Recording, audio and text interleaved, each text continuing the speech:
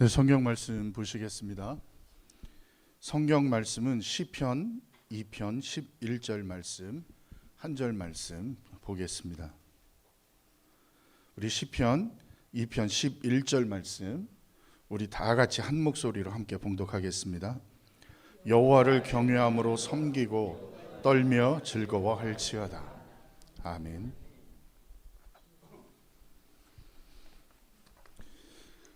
네, 한 목사님이 골프를 배우셨는데 골프가 너무 재밌는 거예요. 그래서 이 골프의 재미에 빠져들어가기 시작했습니다. 그래서 골프를 그냥 너무 열심히 쳐가지고 주일 빼고 일주일에 6일씩 골프를 치는데 이게 칠수록 너무 재밌는 거예요. 저는 잘 모르겠지만 아무튼 골프 이렇게 재밌다고 하니까요. 근데 주일날 탁 일어났는데 날씨가 너무 좋아요. 야, 이거 오늘 골프 치러 가기 너무 좋은 날씨다. 근데 나는 목사니까 예배를 인도하러 가야 되는데 갑자기 골프가 너무 치고 싶어 못 견디겠는 거예요. 그래서 이분이 고민을 하다가 부목사님한테 전화를 걸었습니다. 내가 오늘 몸이 너무 안 좋아서 오늘 도저히 이 지금 예배를 인도를 못 하겠으니까 부목사님이 오늘 예배를 좀 인도해 주십시오 하고 딱 골프 가방을 메고 그리고 골프장을 향해서 나갔습니다. 이거를 하늘에서 천사하고 하나님이 이렇게 보고 계신 거예요. 그러더니 천사가 하나님께 하나님 저 목사 저거 혼 좀 나야 되지 않을까요? 이렇게 얘기하니까 하나님이 고개를 끄덕끄덕 하십니다. 그래서 저 큰일 났구나 했는데 이 목사님이 탁 1번 홀에 가서 티샷을 하는데 딱 때렸는데 공이 그냥 쫙 뻗어나가는 거예요. 기가 막히게 뻗어나가더니 이게 그대로 홀컵에 퍽 들어갔습니다. 그러니까 막 목사님 펄쩍펄쩍 뛰고 난리가 났어요. 홀인원. 평생에 이 아마추어 한 번도 못한다는 홀인원 막 이러니까 천사가 깜짝 놀라서 하나님께 하나님 저 혼을 내주신다 그러더니 어떻게 홀인원을 하게 해주시면 어떡합니까? 그러니까 하나님이 싹 웃으시면서 잘 한번 생각해봐라. 아마추어가 홀인원 하는 거 평생의 자랑인데 쟤 어디 가서 자랑하겠니? 목사가 주일날 예배 빠지고 홀인원 했다라는 거 쟤 어디 가서 얘기할 거야? 쟤 자랑 못해서 미쳐 죽는다. 우리가 크리스찬이라고 하면 누구나 바른 신앙생활, 복된 신앙생활, 지혜로운 신앙생활을 하기 원합니다. 그런데 우리가 그런 신앙생활을 하지 못하도록 방해하는 요소들이 너무나 많이 있습니다. 오늘은 우리가 어떤 모습으로 신앙생활을 하는 것이 정말 지혜로운, 바른, 복된 신앙생활인가 하는 것을 말씀을 함께 나누려고 합니다. 오늘 본문 말씀에 여호와를 경외함으로 섬기고 떨며 즐거워할지어다 라고 되어 있는 이 말씀이 우리가 하나님 앞에 어떤 모습으로 신앙생활을 할 것인가에 대한 것을 정말 딱 한 문장의 정답으로서 표현한 그러한 말씀이라고 할 수 있습니다. 이 말씀을 나눠보면 하나님을 경외함으로 섬겨라 라고 하는 문장이 있고요. 또 떨며 즐거워하라, 이런 그 두 개의 문장으로 나눌 수가 있습니다. 여기에서 경외라고 번역된 이라라고 하는 그 히브리어 원어는 두려워한다라고 하는 의미가 있습니다. 그러니까 단순히 두려워한다라는 것에 대한 의미만 있는 것은 아니에요. 그 안에는 경외라는 그 단어가 두려워만이 아니라 존경하는 의미도 있고 여러 가지 의미들이 있어서 이걸 얼마 전에 지금 세상을 깜짝 놀라게 했던 그 챗 GPT-4o, 인간의 지능, 인간의 감정을 표현하는 AI, 인공지능의 시대가 드디어 도래했다 해서 세상을 깜짝 놀라게 만들었는데 제가 이 그 챗 GPT-4o한테 한번 물어봤어요. 이 하나님을 경외한다라는 것이 어떤 의미인지를 한번 설명해 봐라 그랬더니 그 인공지능이 이렇게 답을 했습니다. 경외는 단순히 두려워하는 것이 아니라 하나님을 깊이 존중하고 그분의 권능과 거룩함을 인식하는 것입니다. 하나님은 온 우주를 창조하시고 모든 것을 다스리는 분이십니다. 그분의 위엄 앞에 우리는 겸손히 무릎을 꿇고 우리의 마음과 삶을 바쳐야 합니다.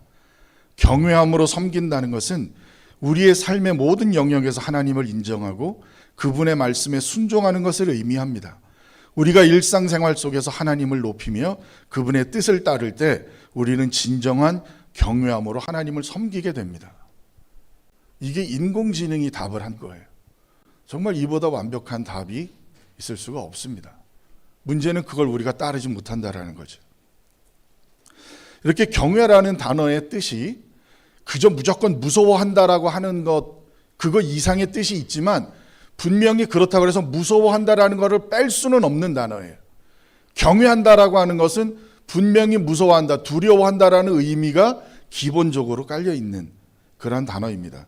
그렇다면 오늘 말씀을 보면은요, 하나님을 두려워하면서 기뻐하라라는 의미예요. 그렇죠? 그 무서워하는 거는, 두려워하는 거는 무서운 분이시니까, 기뻐하는 거는 좋으신 분이니까. 그러니까 오늘 말씀에서는 하나님은 무서운 분이시기도 하고 좋으신 분이시기도 하시다라고 하는 것도 또한 말씀을 하고 있습니다. 그런데 우리가 언제부터인가 좋으신 하나님, 우리가 좋으신 하나님이라는 거는 설교에서 수도 없이 얘기해요. 좋으신 하나님, 사랑이 많으신 하나님. 그런데 그렇다 보니까 어느새 우리는 좋으신 하나님 하면서 하나님을 무시하고 있어요. 그러니까 이것이 아마도 사탄이 우리에게 구사하는 가장 고급 전략 중에 하나가 아닐까 싶습니다. 야, 하나님 좋으신 분이야. 하나님 사랑이 많으신 분이야. 야, 하나님은 뭐든지 다 용서하시는 분이야. 괜찮아. 이 정도 괜찮아.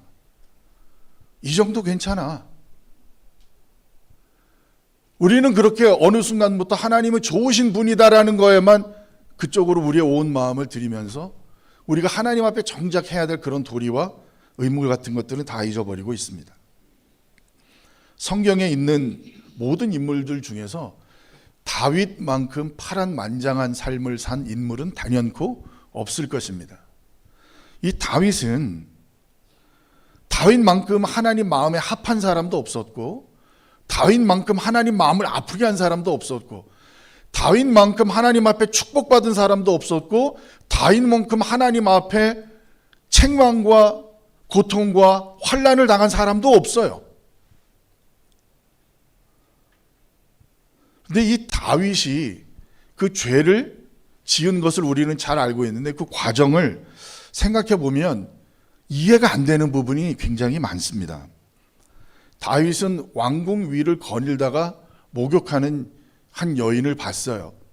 그래서 그 여인이 누군가를 알아보게 하고 그랬더니 알아봤더니 자기의 충성스러운 부하 우리아의 아내라고 그랬는데도 그 사실을 알고서도 그 밧세바를 자기에게 데려와라 그래서 동침하고 그리고 아기를 갖게 만들고 그리고 아기를 가진 거를 이 자기의 충성스러운 이 부하의 아내를 뺏어서 했으니 이거 얼마나 큰일이에요. 근데 그때라도 무릎 꿇고 회개하고 돌이키고 했으면 됐을 텐데 그게 아니죠. 그거를 속이기 위해서 전쟁에 나가 있는 우리아를 불러들여요. 그래서 아내와 동침하게 만들고 그 애를 우리아의 아들로 속이려고. 그런데 이 우리아가 미련스러울 정도로 충성스러운 사람이라서 우리 부하들은 지금 전쟁터에서 죽어나가고 있는데 어떻게 나 혼자만 집에 와서 편하게 잠을 자냐 이러고 집에 안 들어가요. 이런 사람이에요. 그러니까 이 다윗의 계획이 다 망가졌어요. 그러니까 다윗이 어떡합니까? 그럼 어쩔 수 없다. 우리아를 전쟁이 제일 심하게 막 부딪히는 곳에다가 우리아를 맨 앞에다가 놔두고 니들은 다 후퇴해. 어떡하란 얘기죠? 상대방한테 맞아 죽게 만든 거예요. 그렇게 해서 그대로 따라서 결국 우리아는 죽게 됩니다. 믿어지지 않을 만큼 잔혹한 범죄예요. 지금 이걸 만약에 우리가 살고 있는 미국의 법대로 만약에 재판한다고 하면은요, 뭐 한국은 뭐 최고 오래 사는 게 무기징역이라고 끝나잖아요. 근데 미국은 그 형량수를 다 더해갖고 하잖아요. 그러면 그때 우리아만 죽은 게 아니라 성경에 보면 다윗의 신복 몇 사람도 엎드러졌더라 이렇게 돼 있어요. 그러니까 우리아를 죽이기 위해서 그 우리아 옆에 있던 사람들도 같이 죽은 거예요. 그러니까 그 사람들이 몇인지는 모르지만 보통 한 사람당 최고 형량을 60년을 그 1급 살인해서 매기는데, 그렇게 따지면 이 다윗은요 최소 몇백 년이에요. 형량이 최소 몇백 년이 될 그런 사람입니다. 근데 다윗은 우리가 알고 있듯이 어떤 사람이죠? 골리앗과 맞섰던 사람이에요. 그래서 골리앗과도 싸웠던 사람인데, 제가 일 시키는 김에 이 챗 GPT한테 골리앗하고 싸워서 다윗이 이길 확률을 한번 계산해봐라 그랬더니 지가 막 계산을 해요. 이거를 한 50m 떨어져서 싸웠을 텐데, 그때 이 물맷돌을 갖고 딱 던져서 물맷돌로 10cm 이내의 표적을 맞출 수 있는 확률은 아무리 숙련된 사람이라도 10%를 넘지 않습니다. 그리고 그게 맞아서 이 사람이 절명할 수 있을 그런 정도의 찬스는 또 2%밖에 안 됩니다. 거기에 날아오는 돌을 골리앗이 피할 확률까지 계산해서 계산을 탁탁탁탁 하더니 다윗이 골리앗을 이길 확률은 0.1%로 추산됩니다. 이렇게 계산하더라고요. 다윗이 골리앗을 싸워서 이길 확률이 1000분의 1이라는 거예요. 1000번 싸우면 한 번 이길 수 있을 확률이라는데, 근데 다윗이 어떤 모습으로 골리앗한테 나갔습니까? 혹시라도 어떻게 하다 보면 이길 수 있을지도 모르겠다고 나갔어요. 그게 아니라 다윗은 거인이에요. 골리앗은 거인이에요. 그 거인이 갑옷에 칼에 온갖 무장을 하고 있는데 다윗은 맞는 이 옷도 없었잖아요. 맞을 수 있는 갑옷이 없었어요. 그래서 그냥 자기 목동할 때 있던 옷 그대로 입고 물맷돌 5개만 들고 나가서 싸웠는데 어떻게 나갔습니까? 골리앗한테 큰 소리 치면서 나갔습니다. 네가 감히 칼 갖고 그런 거 갖고 나를 상대하려고 그래? 난 만군의 여호와의 이름을 갖고 나간다. 이랬던 사람이 다윗이에요. 이렇게 하나님을 의지했던 사람입니다. 그런데 다윗이 이렇게 치밀하고 조직적인 죄를 범하잖아요. 근데 이게 저는 개인적으로 그래요. 이해가 더더욱 안 되는 부분이, 차라리 다윗이 순간적으로 왕궁 이렇게 거니는데 목욕하는 아름다운 여인이 있더라. 근데 순간적인 정욕을 못 이겨서 그냥 그대로 그 여인에게 뛰어들어갔더라. 이러면 오히려 이건 순간적이고 충동적이라서 라는 말로 조금은 이해될 수 있을지도 몰라요. 근데 다윗이 어떻게 했나요? 아니에요. 그 여인을 보고요, 누군지 알아봐 시켜요. 알아보고 그 자기의 충성스러운 부하 우리아의 그 아내라는 사실을 알아낸 다음에 불러요. 그리고 동침하고 그 다음에 아기를 갖습니다. 그리고 나서 말씀드린 것처럼 지금 잔인한 방법으로 우리아를 죽여요. 거기에 더 놀라운 사실은 뭐냐면, 이 다윗을 책망하기 위해서 나단 선지자가 오죠. 나단 선지자가 와서 이렇게 책망합니다. 왕이시여, 세상에 이렇게 나쁜 놈이 있습니다. 그게 뭐냐? 그러니까 아주 부자인데, 양과 소, 염소가 많은 부자인데, 이 부자의 집에 손님이 오니까 자기 양과 소를 갖고 염소를 갖고 대접하기가 싫어서 딱 양 한 마리밖에 없는 이웃의 그 양을 뺏어갖고 그걸 갖고 손님을 대접한 이런 나쁜 놈이 있습니다. 이렇게 나단 선지자가 얘기하니까 다윗이 뭐라 그럽니까? 세상에 그렇게 나쁜 놈이 있어? 그 놈은 반드시 죽어야 된다. 이렇게 얘기했어요. 그게 만약에 내가 지금 이 범죄 저지른 거에 대한 거가 조금이라도 마음에 이렇게 걸려서 이 죄 때문에 내가 마음이 불안하고 두려워하는 마음이 있었다면 그렇게 얘기할 수 있었을까요? 나단 선지자가 그렇게 얘기하자마자 이거 내 얘기구나. 근데 다윗이 그렇게 얘기를 했어요. 정말 놀라운 일입니다. 다윗이 압살롬한테 쫓겨서 도망 다닐 때 시므이라고 하는 그 사울의 그 친족이었던 사람이 다윗을 저주하잖아요. 저주하는데 뭐라고 저주하냐면, 야, 네가 사울의 왕 자리를 뺏었기 때문에 네가 오늘 그걸로 도망 다니는 거야. 이러면서 돌을 턱턱 던지면서 저주를 했어요. 근데 사실은 다윗 입장에서 그 비판이 맞는 비판이에요? 아니거든요.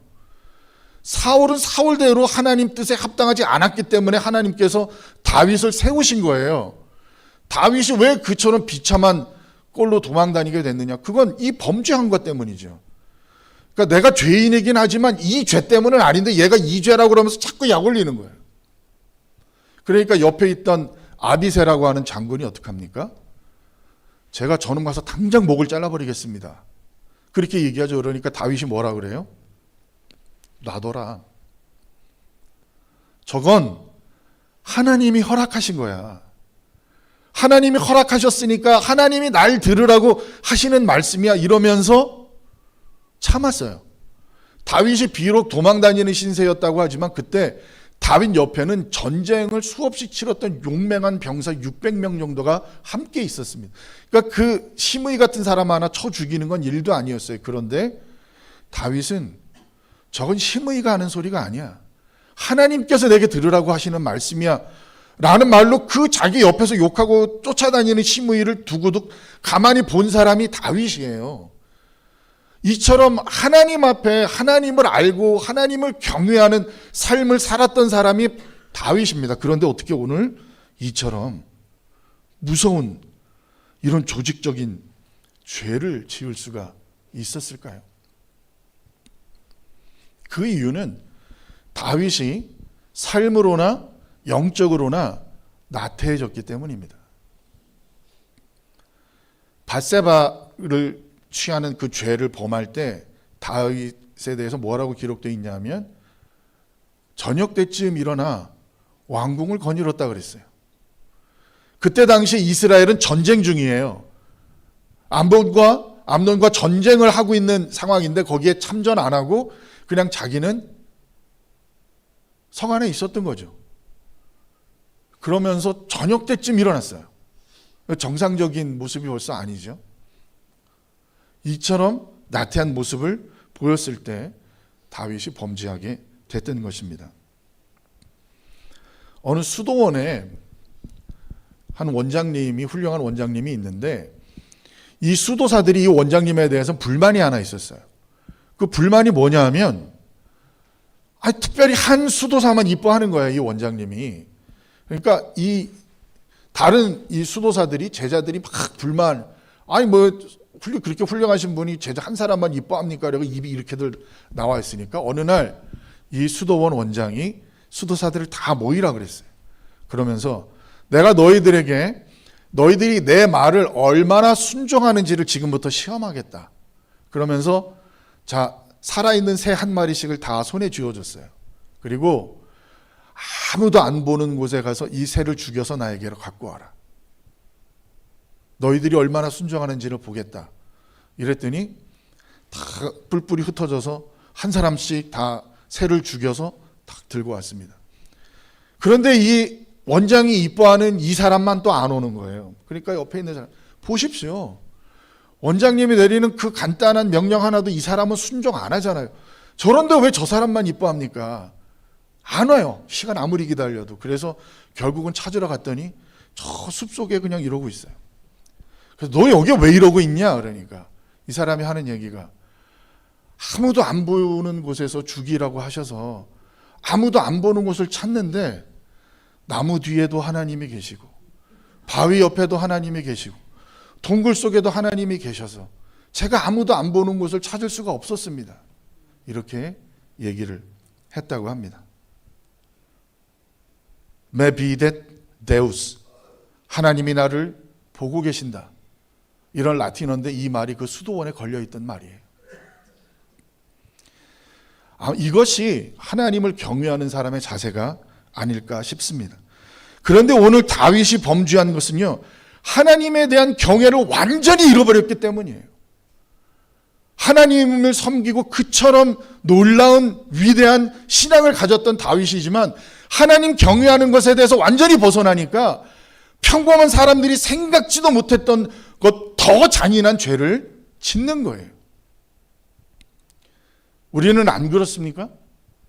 근데 저는 제 자신에 대해서 그렇게 느낄 때가 너무 많아요.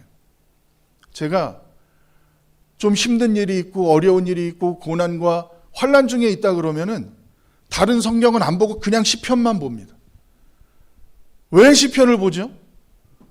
시편을 보면 이 다윗이 어려웠을 때 고백한 것처럼 나의 피난처가 되시는 하나님, 나의 산성이 되시는 하나님, 나를 구해주시고 하나님 나를 살려주십시오 하는 그런 시 가득해요. 그러니까 내가 힘들고 어려운 상황이 생기면은 자꾸만 시편을 보고 싶어요. 그러면서 그 시편 속에서 그 시편의 기자들이 하나님 앞에 찬양하고 경배하면서 하나님의 도우심을 구했던 그 시편 말씀을 읽으면서 마음속에 위로를 얻어요. 그런데 내 삶이 조금 편안해지면은요, 정말 지루한 게 시편이에요. 그냥 맨날 똑같은 얘기거든요. 시편에 뭐 재밌는 얘기 나와 있는 거 보신 적 있으세요? 다 그저 나의 하나님 나를 구원해 주시고 나를 숨겨 주시고 나를 내 저 대적에게서 구해 주시고 막아 주시고 이 얘기밖에 없어요. 그러니까 내가 조금 곤고할 때는 그처럼 달게 여겨지던 그 시편 말씀이 내가 조금만 내 상황이 나아지면 금방 외면하는 것이 우리의 모습입니다. 아마도 다윗의 모습이 바로 그랬지 않았나 생각하게 됩니다. 온 인류에게 원죄를 만든 아담과 하와의 죄는 어떻습니까? 선악과를 먹으면 내가 정령 죽으리라 하나님이 그러셨잖아요. 근데 어떻게 했어요? 먹었어요. 근데 아담과 하와가 이 에덴 동산에 도저히 먹을 것이 없더라. 그래서 먹은 게 아니잖아요. 그 안에는 정말 많은 그런 여러 가지 먹을 수 있는 것들이 있었음에도 불구하고 그냥 왜 먹었어요? 보암직도 하고 먹음직도 하더라. 그것 때문에 먹은 거예요. 그런데 하나님께서 이걸 먹으면 내가 정령 죽으리라 하시는 말씀은 생각도 안 했던 거죠. 그 결과는 어떻게 됐습니까? 태어나는 모든 인간들에게 원죄를 갖게 만들었습니다. 그리고 결국 죽었잖아요. 아담과 하와가 에덴 동산에서 하나님 처음에 창조하셨을 때는 그들의 수명이 정해져 있지 않았어요. 그들이 죽을 존재로 하나님께서 만드신 것도 아니었어요. 그렇지만 결국 그것을 통해서 인간은 누구나 죽게 됐다라고 하는 것을 우리가 기억해야겠습니다. 하나님을 경외해야 합니다. 이것이 지혜로운 신앙생활의 첫 번째 걸음입니다. 오늘 본문에는 떨며 즐거워하라라고 또 기록되어 있습니다. 그 이유는 무엇일까요? 하나님께서 너무 좋으신 분이기 때문에 그럼에도 우리는 떨며 즐거워하라라고 말씀하시는 것입니다. 하나님을 경외하지 않고 범죄하는 것을 하나님 철저히 징계하시고 책망하시지만 그럼에도 우리를 향한 그분의 놀라우신 은혜와 사랑은 결코 거두시지를 않습니다. 밧세바와 다윗에게서 태어난 첫 번째 아이는 어떻게 됐죠? 죽었어요. 다윗이 식음을 전폐하고 정말 그렇게 간절하게 기도할 수 없을 만큼 간절히 기도했는데 하나님이 들어주시지 않았어요. 그 범죄를 인하여서. 그런데 그처럼 간절히 기도했던 다윗을 통해 하나님이 두 번째 아들은 어떻게 하셨어요? 다윗의 그 두 번째 밧세바에게서 얻은 아들이 솔로몬이에요. 이스라엘의 가장 훌륭한 왕 중에 하나이고 축복받은 왕 중에 하나인 솔로몬이었습니다. 이스라엘 백성들 틈만 나면 하나님을 배신하고 하나님 외면하고 그럴 때마다 하나님께서 그들을 포로로도 가게 하셨지만 결국 어떻게 하셨습니까? 다 회복시켜 주셨어요. 베드로는 어떻게 했죠? 예수님을 3번 부인했잖아요. 예수님 저만 믿으십시오 이러던 사람이에요. 딴 사람 다 몰라도 저는 예수님 곁에 끝까지 있을 겁니다 그랬던 사람이 예수님 모른다고 그냥 큰 소리 3번이나 부인했잖아요. 그러니까 예수님이 그거 어떻게 회복시켜 주세요? 내가 나를 사랑하느냐? 물어보시고 내 양을 먹이라. 어떻게?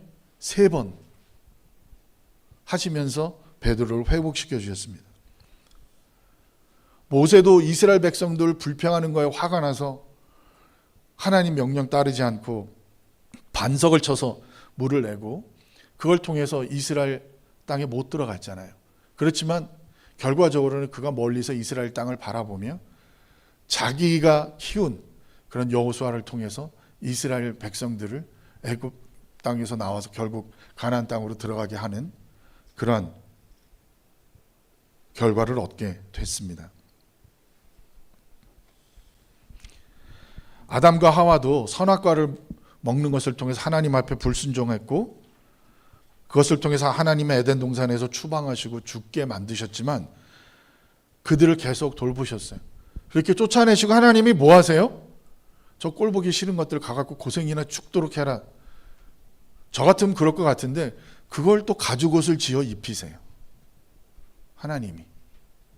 그리고 예수 그리스도를 통해서 그 후손들을 결국 다 구원하시는 분이 하나님이십니다. 어떻게 보면 하나님도 조금 그러신 것 같아요. 저 어렸을 때 그 말썽 많이 피웠거든요.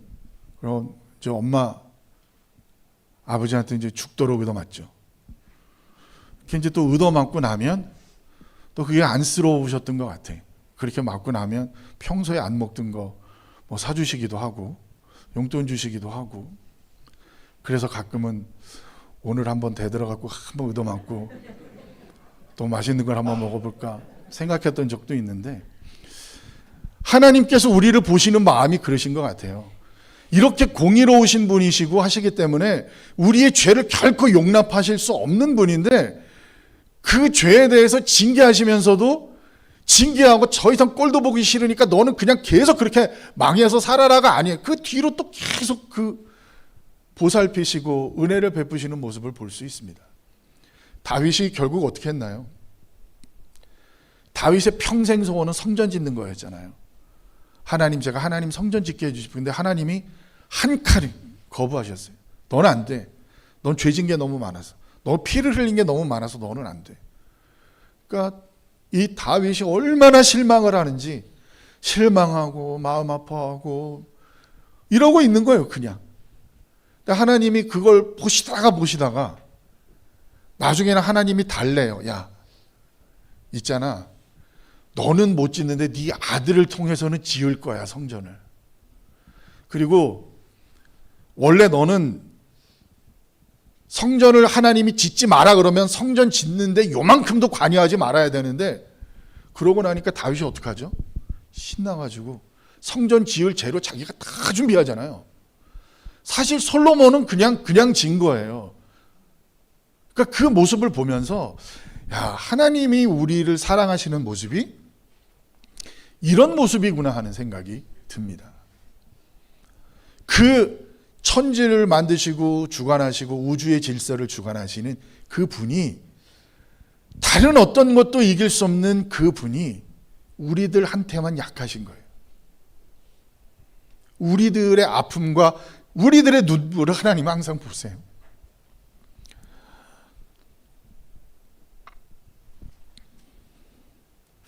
근데 그럼에도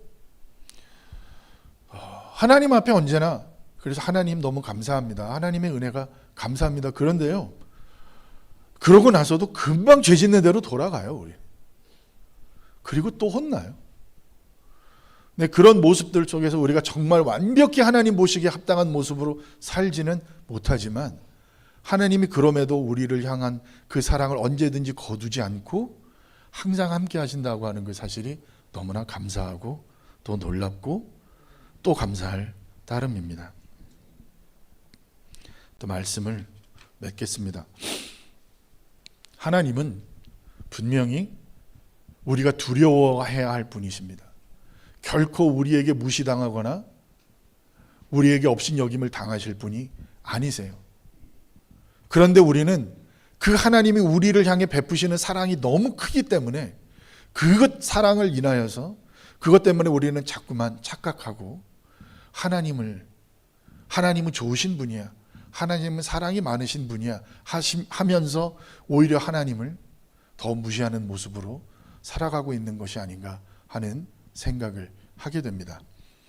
오늘 이 말씀을 통해서 작은 것 하나서부터라도 우리가 하나님 앞에 경외하는 모습을 보일 수 있는 저와 여러분이 됐으면 좋겠습니다. 우리가 하나님 앞에 나오는 자세부터, 우리가 하나님 앞에 나와서 예배할 때, 하나님의 말씀을 들을 때, 하나님께 예배하는 그 시간 전에 우리가 겸손히 마음을 정돈하고 하나님 앞에 기도하면서 주님의 임재를 기다리는 그러한 모습 하나서부터 우리 삶 속에서 하나님을 경외하는 모습 한 가지 한 가지를 채워갈 때 하나님께서 우리에게 더 큰 은혜와 능력으로 함께 해주실 줄 믿습니다. 네, 기도하겠습니다. 사랑의 하나님, 감사합니다. 하나님의 크신 은혜와 능력으로 우리를 언제나 지키시고 인도 보호하여 주시는 것을 감사합니다. 우리는 목이 곧은 백성이고 하나님 앞에 겸손하지 못한 백성이고, 하나님, 우리는 언제나 어리석은 길로 가며 죄를 향해 달려가는 빠른 발걸음을 가진 죄인들입니다. 하나님, 우리가 그때마다 하나님을 경외하게 하시고 하나님 두려운 것을 마음속에 새기게 하시고 다시 한번 돌아보며 죄의 길에서 돌아설 수 있는 우리 모두 될 수 있도록 하나님 도우시고 함께해 주옵소서. 모든 말씀 예수님의 이름으로 감사하며 기도합니다.